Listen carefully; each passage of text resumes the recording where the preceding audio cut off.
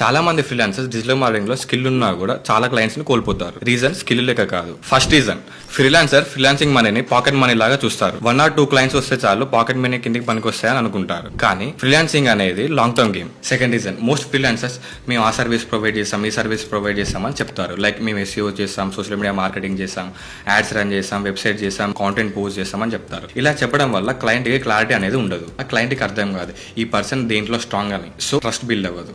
Third reason result గురించి blind గా promise చేస్తారు కానీ ప్రాసెస్ ఎక్స్ప్లెయిన్ చేయరు. లీడ్స్ వస్తాయి, సేల్స్ అవుతాయి అని చెప్తారు కానీ ఎలా వస్తాయి అనేది చెప్పరు. దీని వల్ల క్లయింట్ కి కాన్ఫిడెన్స్ అనేది పోతుంది. సో డీల్ అనేది క్లోజ్ అవ్వదు. ఫోర్త్ రీజన్ ఫ్రీలాన్సర్స్ ప్రైసింగ్ లో కన్ఫ్యూజ్ అవుతారు. హై బడ్జెట్ క్లయింట్ కి ప్రైసింగ్ ఎక్కువ చెప్తారు, లో బడ్జెట్ క్లయింట్ కి ప్రైసింగ్ తక్కువ చెప్తారు.